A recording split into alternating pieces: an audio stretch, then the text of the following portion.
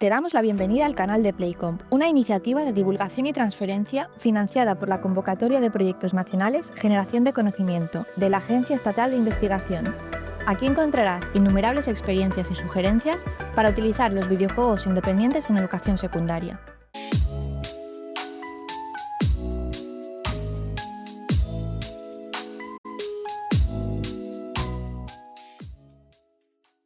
Bueno, este es el tercer y el último episodio del año antes de las merecidísimas y felices vacaciones navideñas. Y en esta ocasión, antes de que todos nos vayamos con nuestras maletas a otra parte, cuento con la compañía de Julia Vilasis. Muy buenas, Julia, ¿cómo estás? Hola, muy buenas, muy bien. Gracias por la invitación. Bueno, muchas gracias a ti porque en este último mes del año las cosas suelen estar bastante complicadas a nivel de agenda, pero está muy bien que hayamos sacado un hueco para comentar algunas cosillas de Playcomp antes de marcharnos de vacaciones. Voy a presentarte y enseguida, bueno, pues hacemos aquí, tenemos una pequeña conversación sobre tu trayectoria y sobre el proyecto.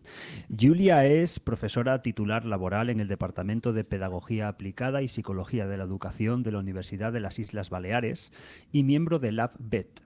También es profesora colaboradora en la Universitat Oberta de Cataluña y colaboradora también del Grupo de Investigación en Comunicación Política, Periodismo y Democracia de la Universidad Pompeu Fabra. Como vemos, Julia tiene la capacidad de multiplicar sus entes, ¿no? Y estar colaborando y trabajando con un puñado de universidades de mucha entidad, además. Y esto se refleja también en sus principales líneas de investigación, que incluyen pues diversos tópicos, ¿no? Algunos de los cuales vamos a cubrir hoy. Temas como la brecha digital, cuestiones relacionadas con la juventud, discursos antiescuela, videojuegos, evidentemente, ¿verdad? E imaginarios laborales. Bueno, Julia, tu perfil es tremendamente diverso, como hemos podido comprobar. Es así, sí, correcto. Así son las cosas. Perfecto, sí. Bueno, pues una pregunta para romper el hielo en esta pequeña charla. Me gustaría que nos contases algo acerca de tu relación con los videojuegos. Así, en términos generales, ¿cómo es el camino que te lleva a interesarte por ellos como investigadora? Bueno, es un largo camino en realidad y yo creo que empieza desde que soy pequeña, ¿no? Siempre cuento esta historia, pero bueno, creo que es interesante y además ha tenido un impacto en mi carrera considerable, así que vamos allá. Bueno, yo desde pequeña pues me interesé, ¿no?, por los juegos, igual que pues, muchos niños y niñas, y en mi casa pues había ciertas reticencias a que hubiera incluso consolas o que pudiéramos jugar tanto yo como mi hermano, ¿no? Y bueno, pues crecimos un poco con estas restricciones, ¿no?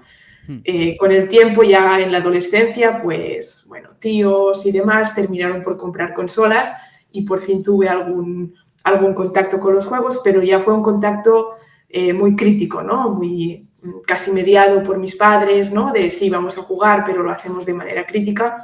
Y bueno, y eso fue un poco el punto de partida, yo creo, ¿no?, que al final me ha llevado al punto donde estoy. Yo dejé de jugar, no jugaba muy poco, tenía la típica DS, ¿no?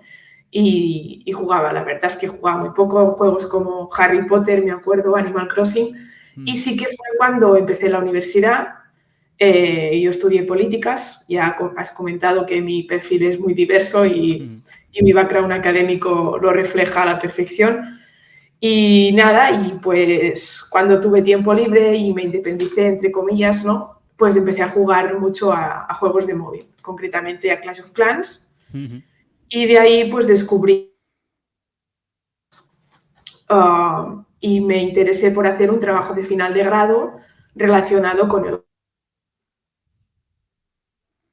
Hemos tenido una pequeña caída. Un momentito, Julia, que te vuelvo a dar paso. Vale. ¿Me oyes? Sí, perfecto. Estas son las cosas del directo porque estamos en streaming. Cuéntanos por dónde ibas con el Clash of Clans. Sí, correcto. Pues eso, al final terminé haciendo un trabajo de final de grado sobre el juego, aunque de buenas a primeras hubo de nuevo reticencias en mi departamento cuando hablé con mi tutor, el asignado, digamos, por deferencia en ese caso, y me dijo, bueno, si encuentras a alguien que te pueda asesorar, pues mira, pues adelante, pero yo en este tema, en este ámbito, no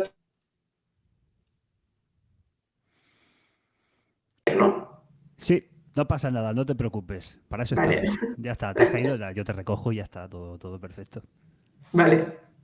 Pues nada, y encontré, buscando a alguien que tratara ese tema, encontré a Oliver Pérez. Sí, claro, Oliver. Seguro que muchas de las personas que nos escuchan sabrán quién es ya. Sí.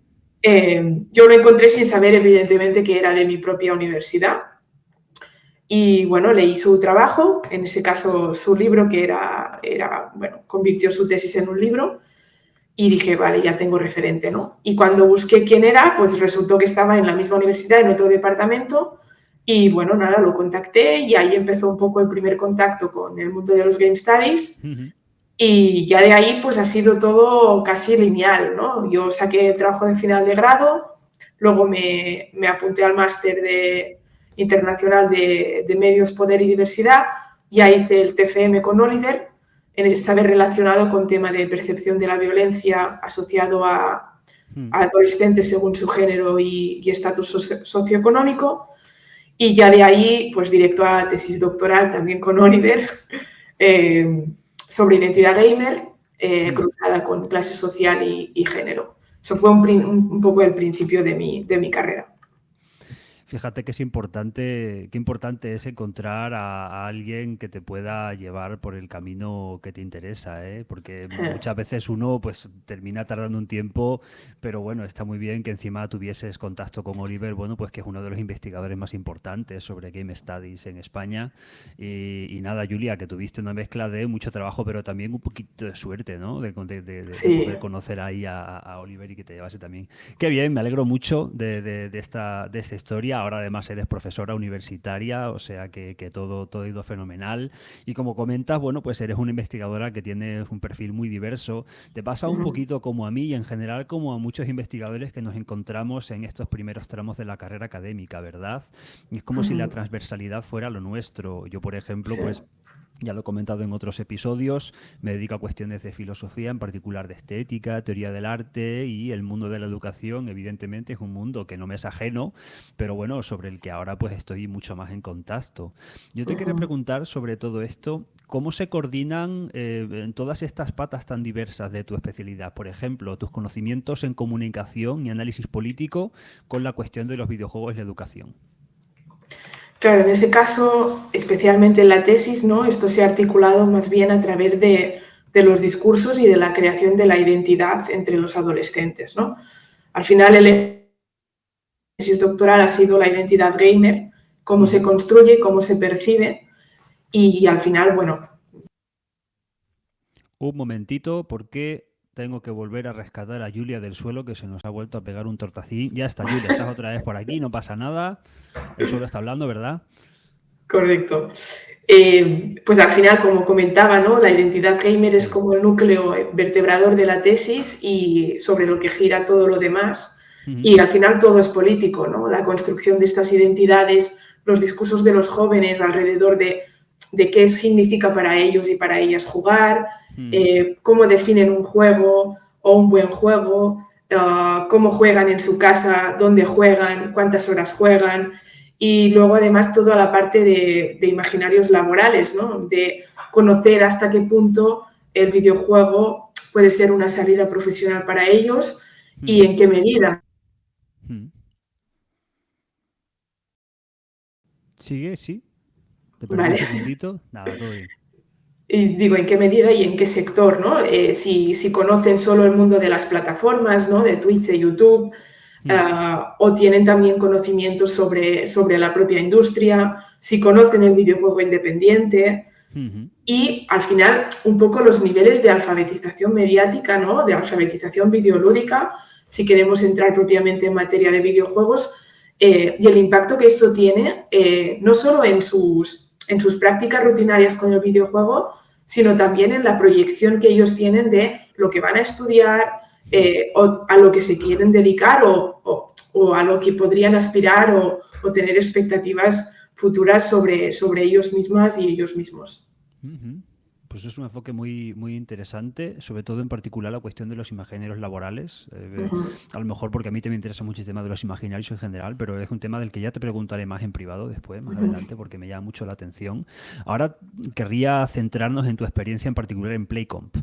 Es un proyecto que aquí en el podcast nos esforzamos mucho por intentar comunicarlo, ¿no? Por intentar desentrañar pues, para la audiencia la complejidad de los proyectos de investigación nacionales.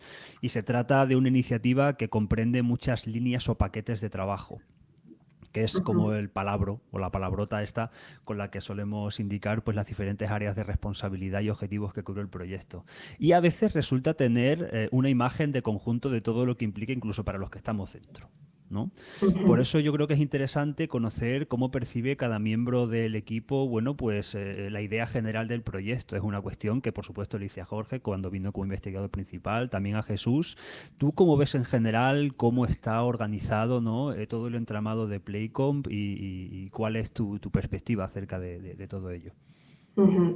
Bueno, yo creo que Playcomp como proyecto, eso vaya por delante, es súper importante, súper necesario, ¿no? Precisamente porque vincula con algunas de las carencias que detecté en la educación secundaria durante la tesis doctoral. Es un proyecto muy ambicioso. Sabemos que trabajar con escuelas es muy complicado a nivel de permisos. Está toda la parte de consentimientos éticos, que bueno, al final es una barrera, ¿no? Es casi una limitación, porque pasamos por centros, pasamos por familias, pasamos por menores y al final pues todo esto ralentiza los procesos, pero creo que también le dará al final, ¿no? Cuando lleguemos casi a mitad de proyecto, ¿no? y final de recorrido le dará un cuerpo y una solidez que de alguna manera nos recompensará, ¿no? Y nos dará unos resultados con los que estaremos muy cómodos porque sabremos que habremos hecho las cosas bien y que además, bueno, habremos tenido, creo, un impacto no solo cualitativo, sino también cuantitativo, ¿no? Porque, como decía Playcomp, está pensado como un proyecto en interferencias en varios territorios, con la participación de varios centros escolares y con una visión que creo que es fundamental, ¿no? Que es la de formar al profesorado para que luego esto sea escalable, ¿no? No nos centramos únicamente en tratar con los grupos que única y exclusivamente trabajarán en el proyecto, sino asentar unas bases para mejorar la alfabetización videolúdica del profesorado de secundaria, que al final esto es algo que es fundamental, ¿no? Porque si nos centramos únicamente en el proyecto y lo concebimos como un ente en sí solo y no valoramos que tenga un recorrido en el futuro, pues creo que nos quedamos a medias, ¿no? Entonces, creo que, bueno, la ambición de Playcomp en este sentido pues es fundamental y para mí es una motivación, ¿no? El saber que vamos a dejar ese POSIT para que luego se pueda continuar. Sí, desde luego. Yo voy a dar un dato técnico que puede parecer una tontería, pero sirve a lo mejor para que nos hagamos una idea pues, de todas las cosas que se están moviendo de fondo. Hemos hablado de paquetes de trabajo. Esto que hacemos ahora, el podcast, las cosas que se cuelgan en YouTube, todas estas labores, forman parte de un área de trabajo muy concreta que es la número 10, que se llama difusión y comunicación. Bueno, pues hay como poco 9 más. Con todo lo que tú has comentado, ¿no? Elaboración de formularios, cuestiones técnicas, nivel de tratamiento de datos, de ética, de realmente tenerlo todo organizado y ordenado para que, bueno, pues para que esto sea objetivo, riguroso y sobre todo cumpla con todas las garantías, es lo que hace que haya que gestionar tantas áreas y objetivos diferentes. Y esto que hacemos es una cosita pequeñita dentro del proyecto que tiene, bueno, pues unas empresas muy ambiciosas.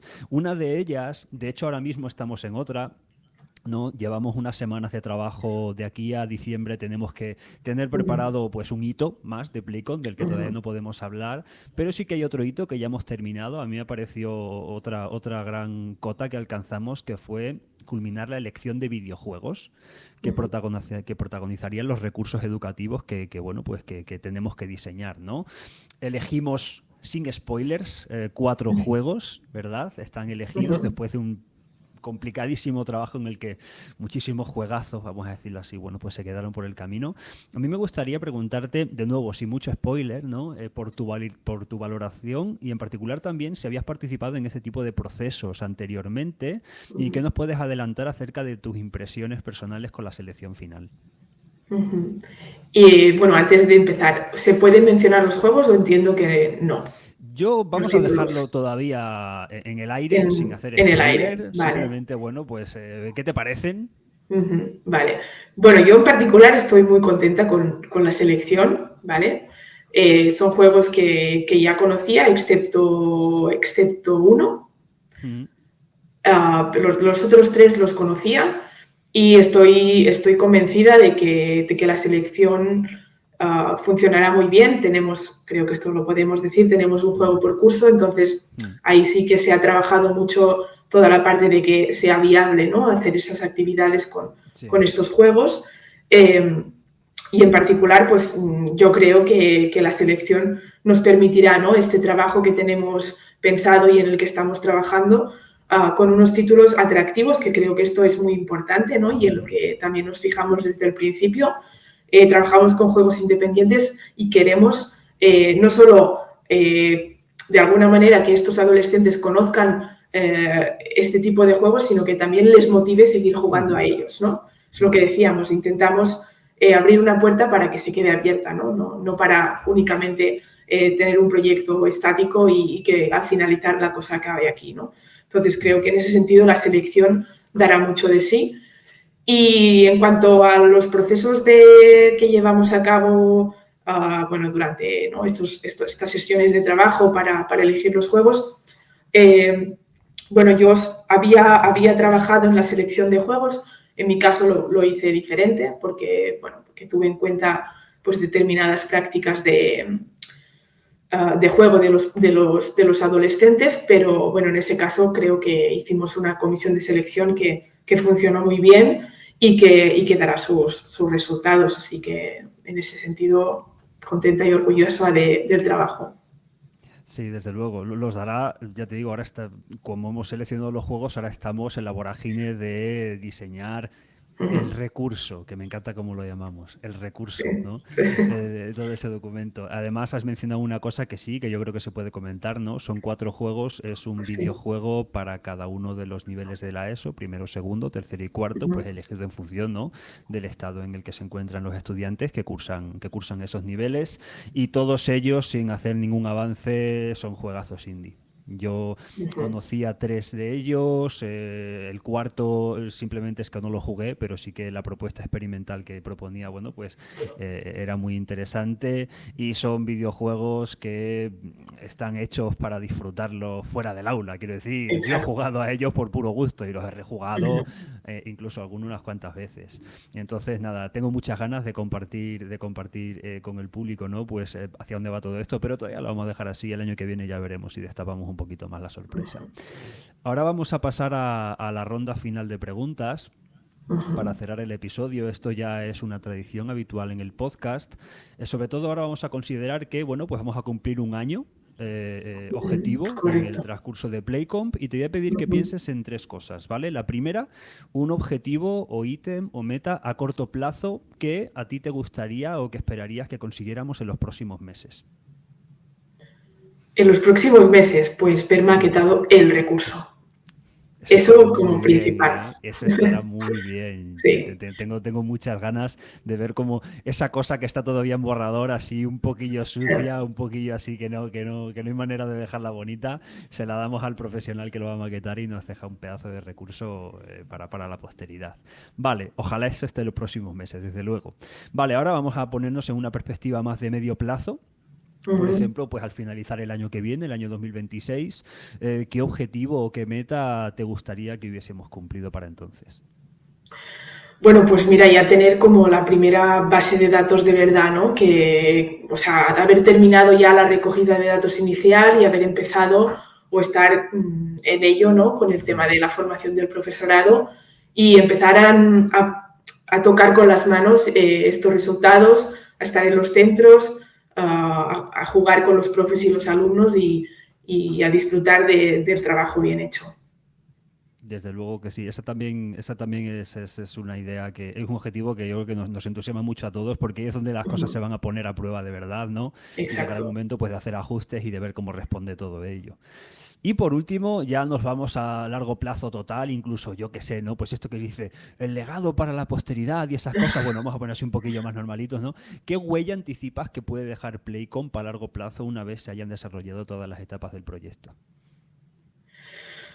Bueno, pues una huella, digamos, que yo creo que nos tendríamos que marcar como objetivo sería el que el proyecto justo empezara cuando termine Playcom, ¿no? El dejar esa huella y dejar este recurso para seguir trabajando, para que más centros se sumen al proyecto y que casi tengamos overbooking de centros que quieran entrar y que valoren, ¿no?, de primera mano lo importante que es trabajar esta alfabetización videolúdica en las aulas y sobre todo, ¿no?, que de alguna manera que abramos, ¿no?, o potenciemos el acceso a estos videojuegos independientes que no todo el mundo disfruta, que no todo el mundo conoce, ¿no?, por las razones que sea, bueno, que esto se quede como un POSIT y que de alguna manera contribuyamos a mejorar la cultura del videojuego en España y, bueno, y esperemos que también en Portugal y Finlandia, que forman parte del proyecto. Perfecto, Julia. Pues muchísimas gracias por este ratito que nos has dejado en el podcast. Gracias Yo a me lo he ti. pasado muy bien, ¿no? Yo creo que es muy importante que consigamos hacer un huequito, bueno, pues eso de 20 minutitos, 30 minutos para poder charlar sobre las cosas que estamos haciendo y te agradezco mucho pues la compañía de nuevo en este mes que es tan complicado porque implica cerrar muchas cosas, ¿no? Gracias Entonces, a ti, Alejandro. os emplazamos a los oyentes, tanto en el streaming como, bueno, pues como los que lo escuchéis a través de las distintas aplicaciones de podcast, ya al año que viene, hasta el año que viene nos vamos a ver. En un cuarto episodio, bueno, pues que anunciaremos con tiempo, ¿no? Y que tendrá pues a un nuevo invitado o invitada del proyecto para seguir contándonos algunas historias acerca de Playcom. Muchísimas gracias y nos vemos el año que viene.